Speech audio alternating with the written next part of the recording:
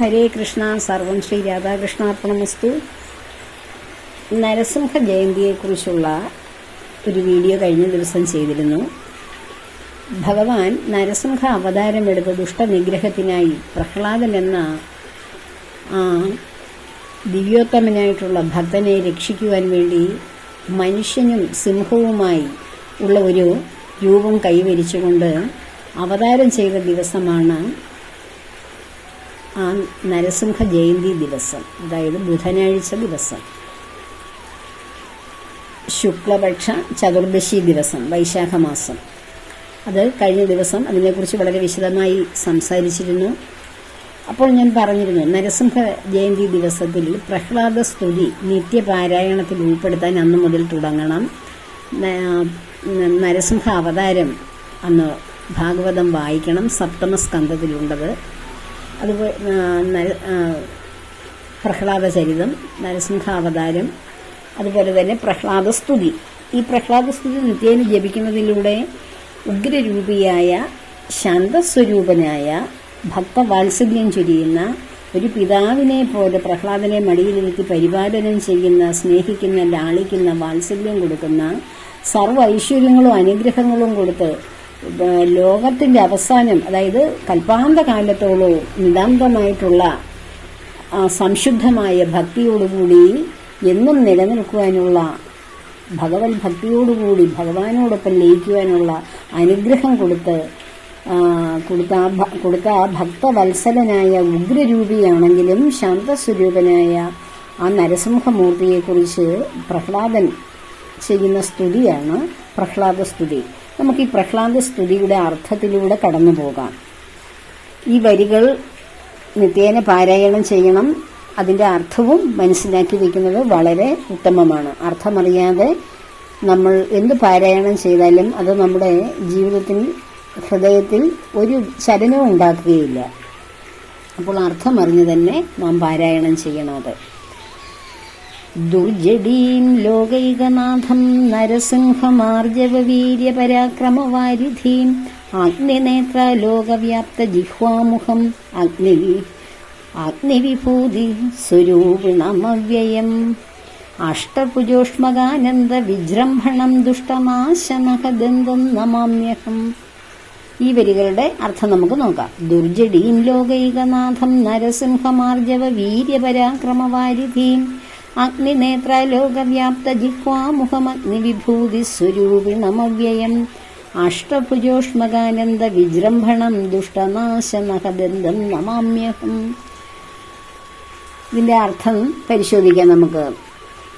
ജടാധാരിയും 14 ലോകങ്ങളുടെയും ഏകനാഥനും നരസിംഹരൂപിയും സത്യം, വീര്യം, പരാക്രമം ഇവയ്ക്ക് ആധാരമായിട്ടുള്ളവനുമായ അഗ്നിനേത്രം കൊണ്ടുള്ള നോട്ടത്താൽ ഉജ്ജ്വലിക്കുന്ന ജിഹ്വാഗ്രത്തോടു കൂടിയവനും അഗ്നിമയനും തേജോരൂപിയും ആയ അല്ലയോ ഭഗവാനെ, വർദ്ധിച്ച വീര്യത്തോടു കൂടിയ 8 കരങ്ങളുള്ളവനും ദുഷ്ടന്മാരെ നശിപ്പിക്കുവാൻ പോന്ന നഖങ്ങളും പല്ലുകളും ഉള്ളവനുമായ ദിവ്യമൂർത്തിയായ അങ്ങയെ ഞാൻ നമസ്കരിക്കുന്നു എന്നാണ് ഈ വരികളുടെ അർത്ഥം.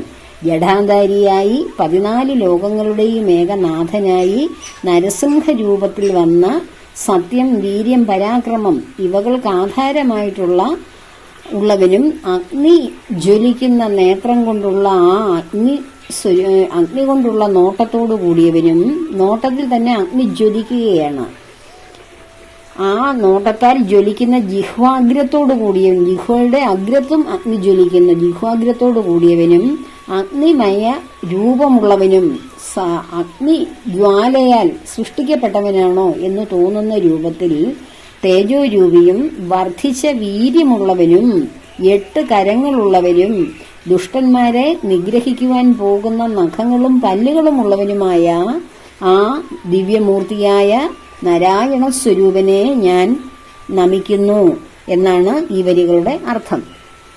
നമുക്ക് അടുത്ത വരികൾ നോക്കാം. ഘോരഹൃദയോരു ജാനുജംഘാപദം ഭൈരവനാഥ ത്രിലോക ഭയങ്കരം ഭൂരീകരുണാജലധീം നമാമ്യഹം ദൂരീകൃതാഹമനിശം നമാമ്യഹം. ഘോരഹൃദയോരുജാനുജംഘാപദം ഭൈരവനാഥ ത്രിലോക ഭയങ്കരം ഭൂരീകരുണാജലധീം നമാമ്യഹം ദൂരീകൃതാഹമനിശം നമാമ്യഹം. ഈ വരികളുടെ അർത്ഥം: പേടി ഉളവാക്കുവാൻ പോകുന്ന മാറിടം, തുട, മുട്ട്, കാൽവണ്ണ, പാദം എന്നീ അവയവങ്ങളോടുകൂടിയവനും ഘോരമായ അട്ടഹാസത്താൽ ത്രിലോകവാസികൾക്ക് ഭയം ജനിപ്പിക്കുന്നവനും കാരുണ്യത്തിന് ആസ്ഥാനമായിട്ടുള്ളവനുമായ പാപനാശനായ ദിവ്യമൂർത്തിയെ ഞാൻ സ്മരിക്കുന്നു. അതായത് സർവരിലും പേടി, ഭയം ഉളവാക്കാൻ പോകുന്ന വിധത്തിലുള്ള മാറിടത്തിന്റെ ആ വിശാലതയും ശക്തിയും, അതുപോലെ തന്നെ തുടയും മുട്ടും കാൽവണ്ണയും പാദങ്ങളും ഇവയൊക്കെ കണ്ടാൽ ആ ഉഗ്രമൂർത്തിയായ ആ വിശ്വസ്വരൂപനായ ഭയാനകമായ ആ രൂപത്തെ ആര് കണ്ടാലും ഭയപ്പെടും. അത്രയും ഘോരമായ ഭയപ്പാടുള്ള രൂപവും ത്രിലോകങ്ങളും ഞെട്ടുന്ന വിധത്തിലുള്ള അട്ടഹാസങ്ങളും ജനിപ്പിച്ചുകൊണ്ട് കാരുണ്യത്തിന്റെ ആസ്ഥാനമായിട്ടുള്ളവനും പാപത്തിന്റെ വിനാശകാരനുമായ അല്ലയോ ദിവ്യമൂർത്തി, അങ്ങയെ ഞാൻ സ്മരിക്കുന്നു എന്നാണ് ഈ വരികളുടെ സാരം. അടുത്ത വരികൾ നമുക്ക് നോക്കാം. ആകാശഭൂമിസ്ഫുരജ്യോതിരാദിമം സ്തോകേതരാനന്ദവിഗ്രഹം ശാശ്വതം പാകാരി ഭാർഗവാംബുജാവാസപൂജിതം ലോകാദിനായകം വിഷ്ണും നമാമ്യഹം. ആകാശഭൂമിസ്ഫുരജ്യോതിരാദിമം സ്തോകേതരാനന്ദവിഗ്രഹം ശാശ്വതം പാകാരി ഭാർഗവാംബുജാവാസപൂജിതം ലോകാദിനായകം വിഷ്ണും നമാമ്യഹം. അപ്പോൾ കൽപ്പാന്തകാലത്ത് എല്ലായിടവും വ്യാപിച്ചിരിക്കുന്ന ആ സമുദ്രജലം യഥാർത്ഥത്തിൽ അനവധി സൂക്ഷ്മരൂപങ്ങളാൽ നിറയ്ക്കപ്പെട്ടതാണ്. കൽപ്പാന്തത്തിൽ എല്ലായിടവും നിറഞ്ഞു വ്യാപിച്ചിരിക്കുന്ന ആ സമുദ്രജലത്തിൽ ധാരാളം ഈ പ്രപഞ്ചത്തിലെ എല്ലാ സൂക്ഷ്മ അംശങ്ങളും നിറയപ്പെട്ടിരിക്കുന്നു. അങ്ങനെ ഒരേ സമയം പ്രപഞ്ചത്തിൽ സൂക്ഷ്മരൂപിയും സ്ഥൂലരൂപിയുമായി വർത്തിക്കുന്ന, സൂക്ഷ്മരൂപത്തിന്റെയും ആധാരം സ്ഥൂലരൂപത്തിന്റെയും ആധാരശിലയായി വർത്തിക്കുന്ന ആ ദിവ്യമൂർത്തിയെ ഞാൻ സ്മരിക്കുന്നു. ആകാശത്തിലും ഭൂമിയിലും ഒരുപോലെ സ്ഫുരിക്കുന്ന ദിവ്യ ജ്യോതിസ് തെളിയിക്കുന്ന ആ ആദിമൂലശക്തിയും ആനന്ദസ്വരൂപനും അനശ്വരനും ആയ അല്ലയോ ഭഗവാനെ ഞാൻ സ്മരിക്കുന്നു, ഞാൻ പ്രാർത്ഥിക്കുന്നു. ആകാശത്തിലും ഭൂമിയിലും ഒരുപോലെ സ്ഫുരിക്കുന്നവനും ജ്വലിക്കുന്നവനും ദിവ്യ ജ്യോതിസോടു കൂടിയവനും ആയ ആ ആദിമൂലം, എല്ലാറ്റിന്റെയും ആദിമൂലമായ ആ ആനന്ദസ്വരൂപനും അനശ്വരനുമായ ഭഗവാനെ ഞാൻ വണങ്ങുന്നു. ഇന്ദ്രൻ, ശിവൻ, ബ്രഹ്മാവ് എന്നിവരാൽ ആരാധിക്കപ്പെടുന്നവനും സമസ്ത ലോകങ്ങളുടെയും അധിപതിയായിട്ടുള്ളവനും സർവവ്യാപിയുമായ ദിവ്യമൂർത്തിയെ ഞാൻ നമസ്കരിക്കുന്നു. ഇന്ദ്രൻ, ശിവൻ, ബ്രഹ്മാവ് തുടങ്ങിയവരാൽ ആരാധിക്കപ്പെടുന്നവനും സമസ്ത ലോകങ്ങളുടെയും അധിപനുമായിട്ടുള്ള സർവവ്യാപിയുമായ ദിവ്യമൂർത്തിയെ ഞാൻ നമസ്കരിക്കുന്നു എന്നാണ് ഈ വരികളുടെ അർത്ഥം. അടുത്ത വരികൾ നമുക്ക് നോക്കാം.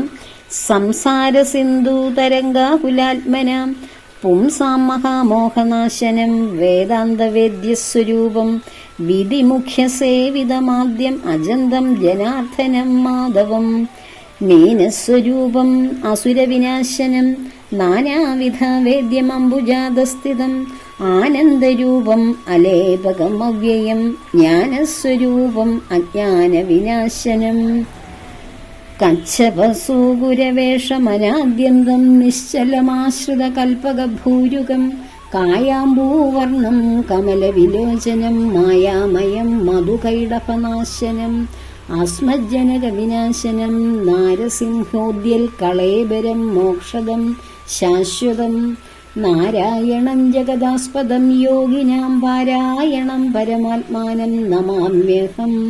നാരായണം ജഗദാസ്പദം യോഗിനാം പാരായണം പരമാത്മാനം നമാമ്യഹം.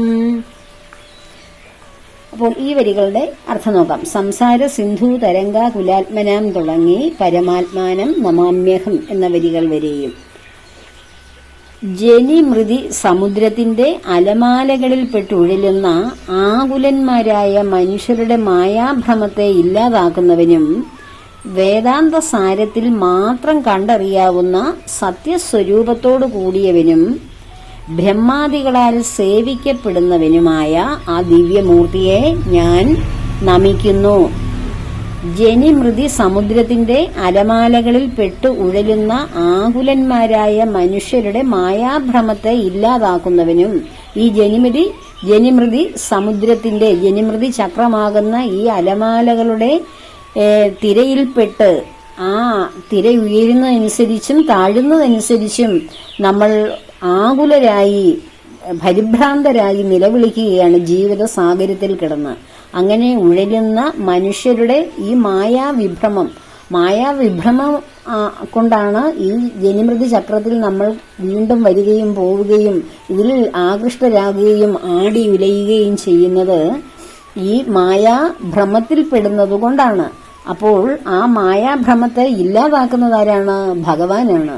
പ്രകൃതി, ഭഗവാന്റെ തന്നെ പ്രകൃതിയാകുന്ന ഈ മായാശക്തിയിലേക്ക് നമ്മൾ വന്ന് ഓരോരുത്തരും ജന്മമെടുക്കുമ്പോൾ ഭഗവാനെ പ്രാർത്ഥിച്ചാണ് ഈ മായയിൽ നിന്ന് നമുക്ക് മോചനം കിട്ടുന്നത്. ഭഗവാനെ ക്രമേണ പ്രാർത്ഥിക്കാൻ തുടങ്ങുമ്പോൾ ഇടയ്ക്കിടയ്ക്ക് മായയിൽ നിന്നൊരു മോചനം കിട്ടി നമ്മൾ യഥാർത്ഥത്തിൽ വേദാന്ത സാരം മനസ്സിലാക്കി ബ്രഹ്മതത്വം ചില അവസരങ്ങളിൽ ഉൾക്കൊള്ളുന്നു. വീണ്ടും നമ്മൾ പഴയപടിയാകുന്നു.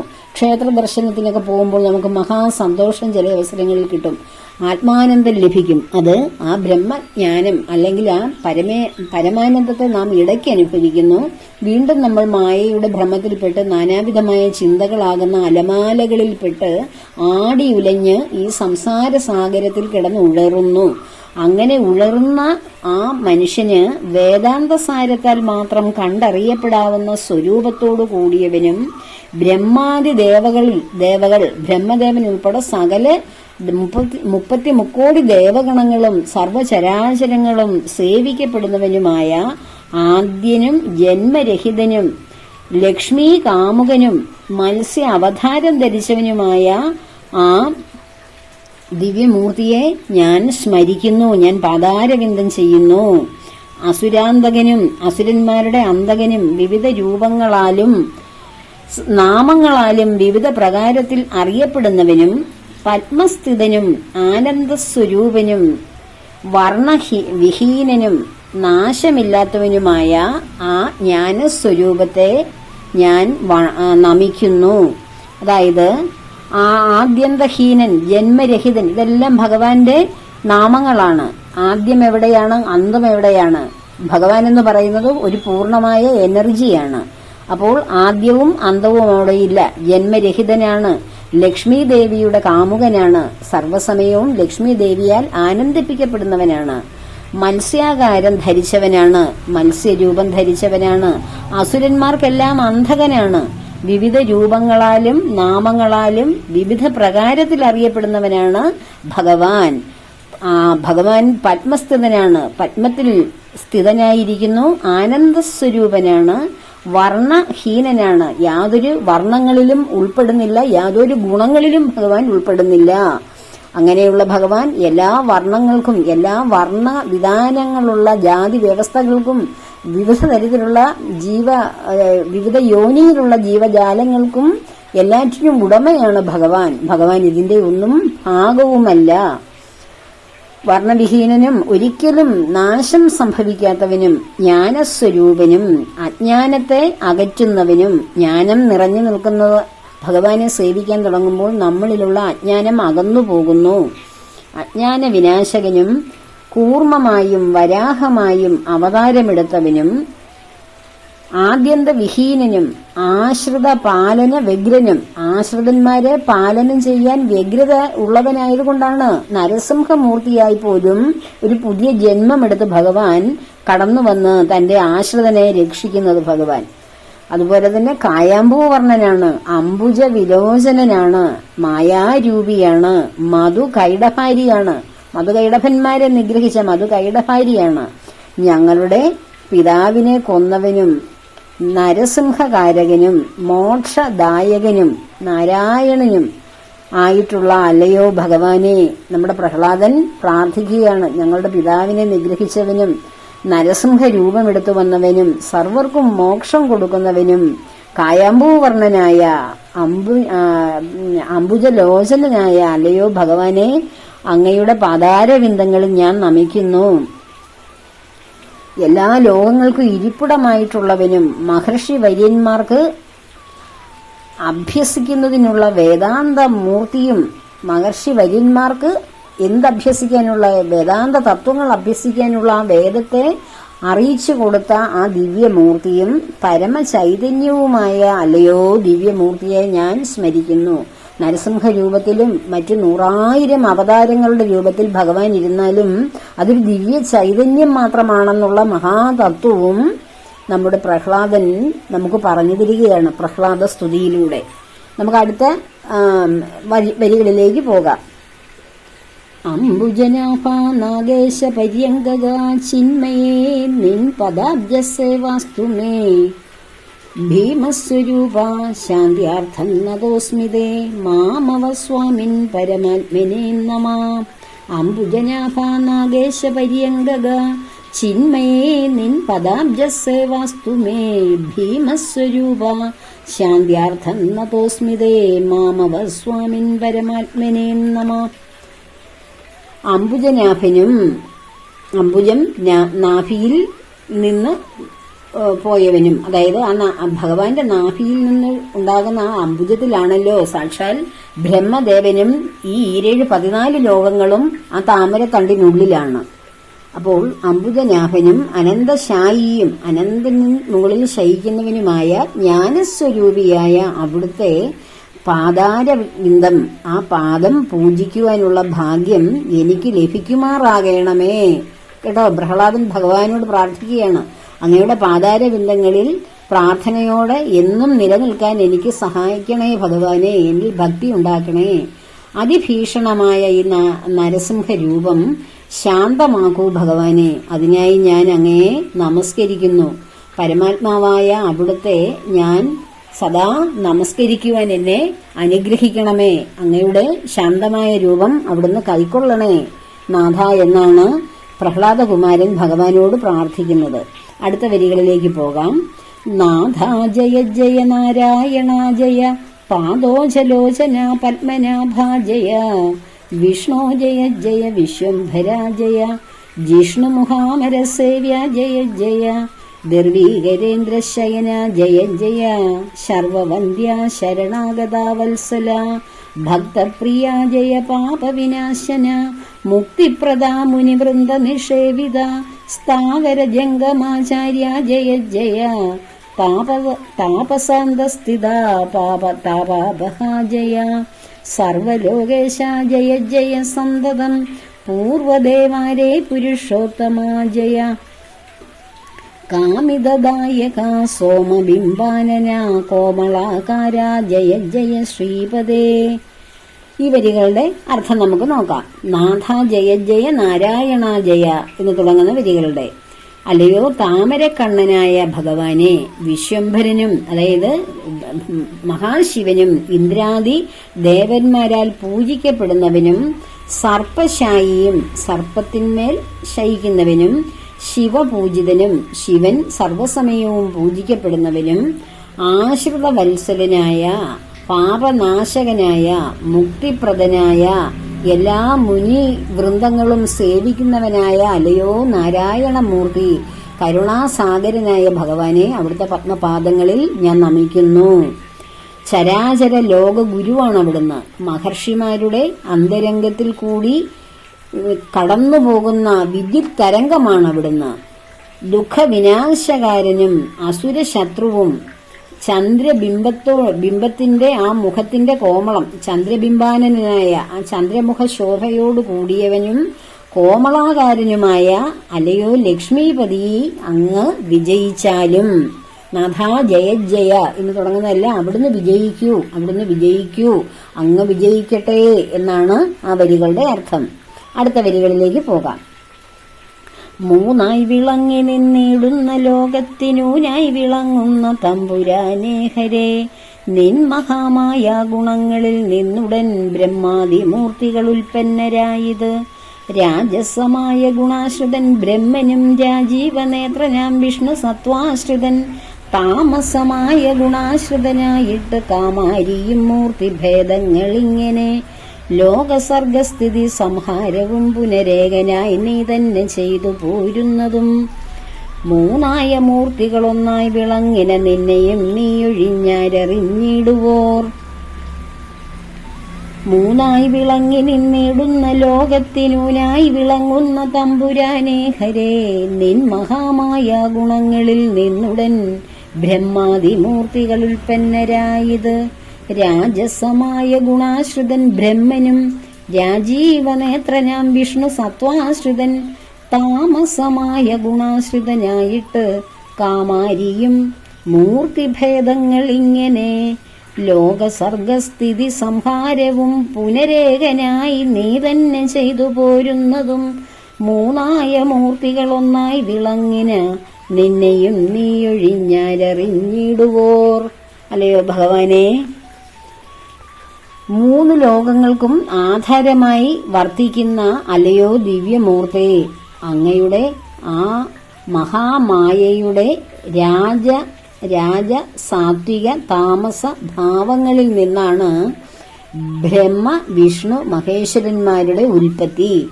അപ്പോൾ മൂന്ന് ലോകത്തിനും ആധാരമായി വസിക്കുന്ന ദിവ്യമൂർത്തെ, അങ്ങയുടെ മായാശക്തിയുടെ ഉത്ഭവത്തിലൂടെയാണ് രാജസവും താമസവും സാത്വികവുമായ ഗുണങ്ങൾ ഉത്ഭവിച്ചിരിക്കുന്നത്. ആ മൂന്ന് ഗുണങ്ങളാണ് സത്വഗുണത്തിൽ വിഷ്ണുദേവനും, രജോ ഗുണത്തിൽ ബ്രഹ്മദേവനും, താമസ ഗുണത്തിൽ സാക്ഷാൽ മഹാശിവനും ഉൽപ്പത്തി പ്രാപിച്ചിരിക്കുന്നു. അങ്ങയുടെ ആ മായാ പ്രകൃതിയിൽ നിന്നാണ് ഈ മൂന്ന് പേരും ഉണ്ടായിരിക്കുന്നത്. അപ്പോൾ ഈ വിഷ്ണുവിനെ നമ്മൾ ഭഗവാനായിട്ട് ആരാധിക്കുന്നു എങ്കിലും ആ വിഷ്ണുവും ആരുടെയാണ്? പരബ്രഹ്മ തേജസ്സിന്റെ സാത്വിക ഗുണത്തിൽ നിന്ന് ഉൽപ്പത്തിയായത് മാത്രമാണ്. അപ്പോൾ ഈ ത്രിമൂർത്തികൾക്കും അപ്പുറമാണ് ഏകനായ ബ്രഹ്മം, പരബ്രഹ്മ തേജസ്. അതാണ് ഇവിടെ മനസ്സിലാക്കേണ്ടത്. അതാണ് അദ്വൈതം. പലതല്ലാത്തത്, ദ്വൈതമല്ലാത്തത്, രണ്ടല്ലാത്ത ഒന്നായ ആ ശക്തി. അതാണ് സനാതനധർമ്മത്തിന്റെ മൂലക്കല്ല്. സനാതനധർമ്മികൾക്ക് ഏകദൈവമേ ഉള്ളൂ. ട്രിനിറ്റി എന്ന് പറയുന്ന സങ്കല്പം ആ ഏകത്തിൽ നിന്ന് വന്ന മൂന്ന് ഭാവങ്ങളാണ്. സൃഷ്ടിയും സ്ഥിതിയും സംഹാരവും നിലനിർത്തുവാൻ വേണ്ടി ഭഗവാൻ ബ്രഹ്മചൈതന്യം മൂന്ന് ഭാവത്തിൽ ആ മായാശക്തിയിൽ നിന്നുണ്ടായതാണെന്നാണ് ഈ വരികളുടെ തത്വം. സാത്വിക ഗുണത്തിൽ നിന്ന് വിഷ്ണു ഭഗവാനും, രജോ ഗുണത്തിൽ നിന്ന് ബ്രഹ്മാവും, താമസ ഗുണത്തിൽ നിന്ന് മഹേശ്വരനും ഉത്ഭവിച്ചു. ഭഗവാന്റെ മായയുടെ ഈ ഗുണത്രയത്തിൽ നിന്ന് ജന്മം നേടിയവരാകയാൽ അവർ മൂന്നുപേരും യഥാർത്ഥത്തിൽ അങ്ങ് തന്നെയാകുന്നു ഭഗവാനെ. അങ്ങയിൽ അന്തർലീനമായ മായാശക്തിയിൽ നിന്നാണ് ഈ ത്രിഗുണങ്ങൾ ഉണ്ടായത്. ഈ ത്രിഗുണങ്ങളിലാണ് മൂന്ന് ശക്തികൾ, ഈ ത്രിമൂർത്തികൾ ഉണ്ടായത്. അപ്പോൾ ഇതിന്റെ എല്ലാം സൂക്ഷ്മരൂപം അങ്ങയിൽ നിന്നല്ലേ ഉത്ഭവിച്ചത്. സൃഷ്ടിസ്ഥിതി സംഹാരങ്ങൾ മൂന്നും നിർവഹിക്കുന്നതും ശരിക്കും അവിടുന്ന് തന്നെയാണ്. മൂന്ന് പേരെ അതിന്റെ ജോലി ഏൽപ്പിച്ചിട്ടുണ്ടെങ്കിലും അങ്ങ് തന്നെയാണ് ഈ മൂന്ന് കർമ്മങ്ങളും അനുഷ്ഠിക്കുന്നത്. ഭഗവത്ഗീതയിൽ നമുക്ക് ഭഗവത് രൂപ ദർശനത്തിൽ മനസ്സിലാക്കാവുന്ന കാര്യമാണ്. മൂന്ന് മൂർത്തികളും ഒന്നായി ശോഭിക്കുന്ന അല്ലയോ ഭഗവാനെ, നിനക്കല്ലാതെ ആർക്കാണ് അങ്ങയെ അറിയാൻ കഴിയുന്നത്? അതാണ് പറഞ്ഞേക്കുന്നത്. മൂന്നായ മൂർത്തികൾ ഒന്നായി വിളങ്ങിന നിന്നെയും നീ ഒഴിഞ്ഞാരറിഞ്ഞിടുവോർ. ഈ മൂന്നായ മൂർത്തികൾ ഒന്നായി നിലകൊള്ളുന്ന അല്ലയോ ഭഗവാനെ, അങ്ങയ്ക്കല്ലാതെ ആർക്കാണ് അങ്ങയുടെ ഈ മഹാശക്തിയെക്കുറിച്ചും വിവിധ രൂപങ്ങളെക്കുറിച്ചും ഈ മഹാബ്രഹ്മത്തെക്കുറിച്ചും അവിടുത്തേക്കേ അറിയാൻ കഴിയൂ. അങ്ങ് സൃഷ്ടിച്ച കേവലം മർത്യജന്മങ്ങൾക്ക് അങ്ങയെക്കുറിച്ച് എന്തറിയാനാണ്? ഒരറ്റത്തിരുന്ന് ബ്രഹ്മാണ്ടത്തിന്റെ ഏതെങ്കിലും ഒരു മൂലക്കിരുന്ന് ഇത്തിരി കാലം കിട്ടുന്ന മനുഷ്യജന്മം കൊണ്ട് നമ്മൾ ചിന്തിച്ച് ഒരു തപോധനനായി പോയാലും നമുക്ക് ബ്രഹ്മത്തെ അറിയാൻ കഴിയില്ല. നമ്മൾ എത്രയോ ജന്മങ്ങളെടുത്ത് ഭഗവാന്റെ ചൈതന്യത്തിൽ അന്തർലീനമായുള്ള ജീവിതം മാത്രം നയിച്ച് ജന്മാന്തരങ്ങൾ താണ്ടിയാൽ അല്പമെങ്കിലും ബ്രഹ്മത്തെ ഒന്ന് അല്പം തിരിച്ചറിയാൻ കഴിയും. അത് ആകെ അറിയാവുന്നത് അങ്ങയ്ക്ക് മാത്രമേ അങ്ങയെക്കുറിച്ച് അറിയാൻ കഴിയൂ. ഞങ്ങൾ എല്ലാവരും കാഴ്ചക്കാർ മാത്രമാണ്. ആ കാഴ്ചക്കാർക്ക് യഥാർത്ഥത്തിൽ ഇവിടെ പ്രപഞ്ചത്തിൽ നടക്കുന്നത് എന്താണെന്ന് അവനവന്റെ കണ്ണിന് കാണുന്ന കാഴ്ചയെ അറിയാൻ കഴിയൂ.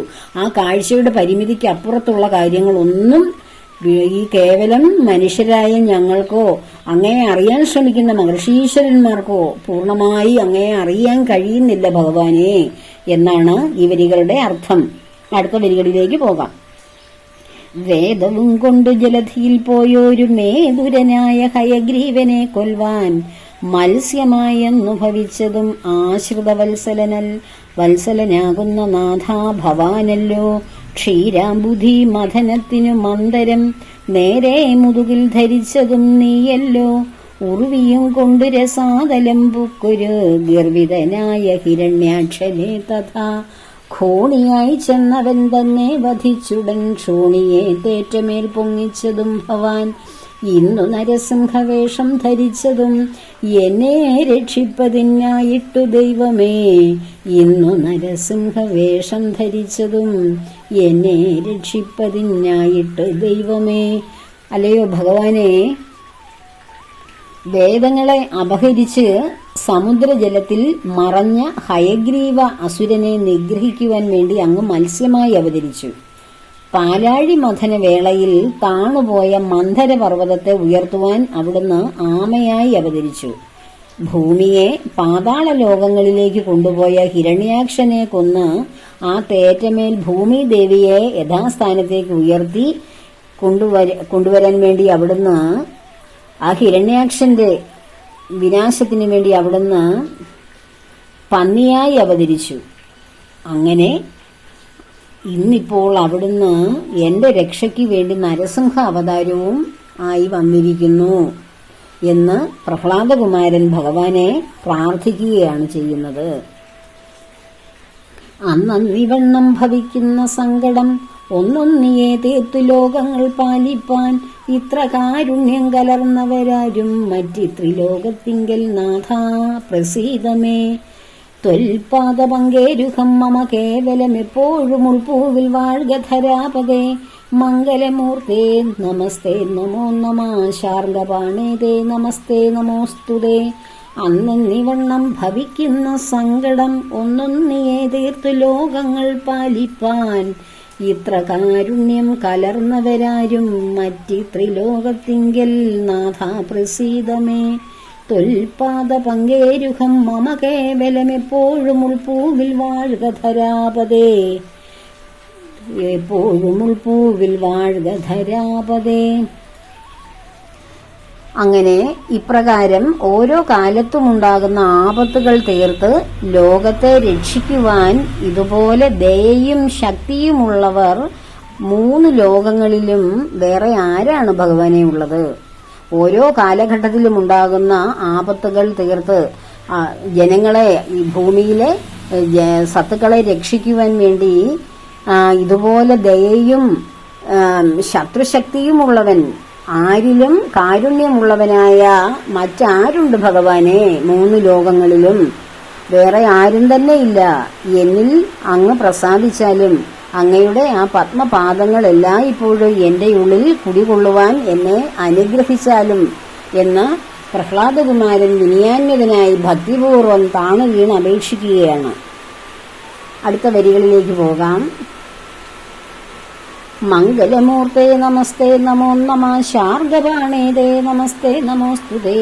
സച്ചിന്മയായ നമസ്തേ നമോ നമ. വിശ്വവന്ദ്യായ നമസ്തേ നമോ നമ. സത്യസ്വരൂപായ നിത്യം നമോ നമോ. നിത്യായ നിഷ്കിഞ്ചനാർത്ഥായ തേ നമ. വേദാന്തവേദ്യായ വിഷ്ണവേ തേ നമോ. വേദസ്വരൂപായ നിത്യം നമോസ്തുതേ. മംഗലമൂർത്തേ നമസ്തേ നമോ നമ. ശാർംഗപാണേതേ നമസ്തേ നമോസ്തുതേ. സച്ചിന്മയായ നമസ്തേ നമോ നമ. വിശ്വവന്ദ്യായ നമസ്തേ നമോ നമ. സത്യസ്വരൂപായ നിത്യം നമോ നമോ. നിത്യായ നിഷ്കിഞ്ചനാർത്ഥായ തേ നമ. വേദാന്തവേദ്യായ വിഷ്ണവേദേ നമോ വേദസ്വരൂപായ നിത്യം നമോസ്തുതേ. വേദാന്തവേദ്യായ വിഷ്ണവേദേ നമോ വേദസ്വരൂപായ നിത്യം നമോസ്തുതേ. അങ്ങനെ ഭഗവാനെ സ്തുതിച്ചുകൊണ്ട് ആ പത്മപാദങ്ങളിൽ വീണ് പ്രാർത്ഥിക്കുന്നു. അല്ലയോ മംഗലമൂർത്തെ, ശാർംഗപാണേ, ശാർംഗം എന്ന വില്ല് കയ്യിൽ ധരിച്ചവനെ, ഞാൻ അങ്ങയെ നമസ്കരിക്കുന്നു. സച്ചിന്മയനും സകല ലോക ആരാധ്യനും സത്യസ്വരൂപനും അനശ്വരനും ദരിദ്രന്മാർക്ക് സമ്പത്തായിട്ടുള്ളവനും വേദാന്ത സാരത്താൽ മാത്രം മനസ്സിലാക്കുവാൻ കഴിയുന്നവനും വേദസ്വരൂപനുമായ അങ്ങയെ ഞാൻ നമസ്കരിക്കുന്നു, ഞാൻ അങ്ങയെ പ്രാർത്ഥിക്കുന്നു. ഇത് ഇങ്ങനെ ഉള്ള ഭക്തിപൂർവമുള്ള ആ കുഞ്ഞു ബാലന്റെ പ്രാർത്ഥനയിൽ നരസിംഹമൂർത്തി ഉഗ്രരൂപിയായി കത്തിജ്വലിച്ച് സർവ്വലോകങ്ങളുടെയും വിനാശത്തിന് തുല്യമായിട്ടുള്ള ശക്തിയോടുകൂടി നിൽക്കുന്ന ആ നരസിംഹമൂർത്തിയെ ശാന്തനാക്കുവാൻ ലക്ഷ്മി ദേവിന് പോലും ആ ഭീഭത്സമായ രൂപം കണ്ട് ഭയം ഓടിപ്പോയി. അപ്പോൾ ഇത്രയും ശക്തമായ ഭഗവാന്റെ ആ നാമങ്ങൾ ഭഗവാനെ പ്രാർത്ഥിച്ച് ഭഗവാൻ വിജയിക്കട്ടെ, ഭഗവാന്റെ ഓരോ ഗുണങ്ങളും എല്ലാ ഗുണങ്ങളെയും വാഴ്ത്തി ആ പ്രഹ്ലാദ ബാലൻ ഇങ്ങനെ ആ ബാലനായ ഭക്തശിരോമണിയായ വേദാന്ത പൊരുളായ ആ പ്രഹ്ലാദകുമാരൻ പ്രാർത്ഥിക്കുകയാണ്. അപ്പോൾ ആ പ്രാർത്ഥനയുടെ അവസാനം ഭഗവാൻ മടിയിൽ വിളിച്ചിരുത്തി ആശ്ലേഷിക്കുന്നു, ഗാഠമായി ആലിംഗനം ചെയ്യുന്നു, അവന്റെ നിറകയിൽ ചുംബിക്കുന്നു. കുഞ്ഞെ, നിന്റെ ആഗ്രഹം എന്താണെന്ന് ചോദിക്കുന്നു. എന്റെ അച്ഛൻ ആദ്യം പറയുന്നത്, ഞാൻ അഷ്ടരാഗങ്ങളെല്ലാം വെടിഞ്ഞ് എന്നെ ഭഗവത് പത്മപാദങ്ങളിൽ ചേർക്കുവാനുള്ള ഭക്തി എനിക്ക് എപ്പോഴും തരണമേ, രാഗദ്വേഷാദികളൊന്നും എന്റെ മനസ്സിനെ സ്പർശിക്കല്ലേ ഭഗവാനെ എന്നാണ് ആദ്യം അദ്ദേഹം പറയുന്നത് തന്നെ പ്രഹ്ലാദൻ. കാമരാഗദ്വേഷ മത്സരാദ്യങ്ങളാൽ ആമയം കൂടാതിരിക്കെ വേണം വിഭോ. കാമരാഗ അഷ്ടരാഗങ്ങള് കാമക്രോധ ലോഭമോഹ ഡംഭം മാത്സര്യം അഹംഭാവം ഇവയൊന്നും എൻ്റെ മനസ്സിൽ സ്പർശിക്കാതെ എനിക്ക് എല്ലായ്പ്പോഴും ഒരു ദുഃഖവും കൂടാതെ ആമയം കൂടാതെ അവിടുത്തെ ഭക്തിയിലിരിക്കാൻ കഴിയണേ. പിന്നെ അദ്ദേഹം പറയുന്നത് എന്താണ്?